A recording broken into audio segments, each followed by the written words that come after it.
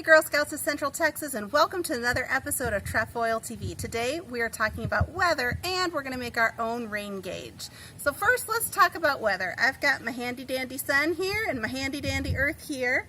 And this is one important reason for weather, is the rotation of the earth around the sun. So we know that the earth goes around the sun, right? Not this way, but this way, right? The earth is going around the sun, and it takes the earth 1 year to go around the sun, right? Are we with me?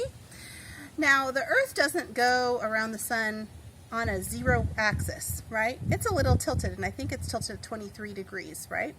So as we make our annual rotation around the sun, different parts of our earth are heated more than others. So for instance, in this situation, the sun is directly hitting the southern hemisphere.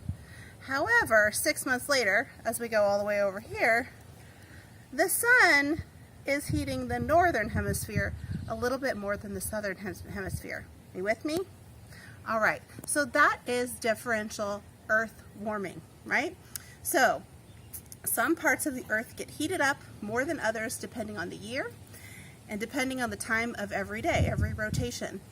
And that causes weather and wind around our world. So, for instance, warmer air tends to move towards colder air, which causes the breeze and the wind that we know, and differential pressures, which cause some of the weather that we see. So you mix in different temperatures around the earth and warm air moving towards cold air, and you mix in some water vapor with that, and what do you have? You get rain, right? And we get some of those famous cold fronts that Texas is known for. When big masses of warm air hit big masses of cold air, we often get some really big, amazing storms here in Texas.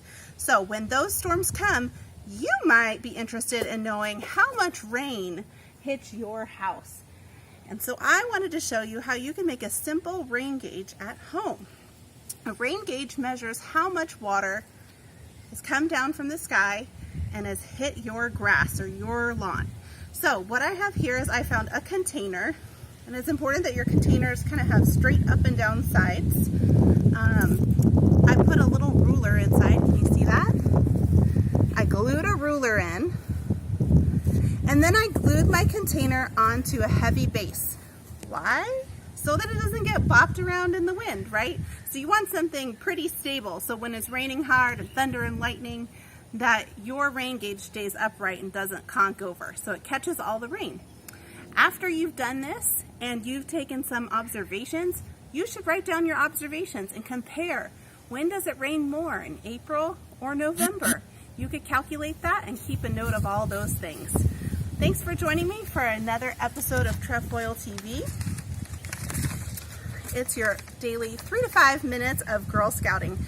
Tune in to Facebook or YouTube every day at 3:12 to connect with your Girl Scout sisters and keep adventuring, all without leaving your own backyard. See you next time, and share any rain gauges that you made with us. Bye, Girl Scouts.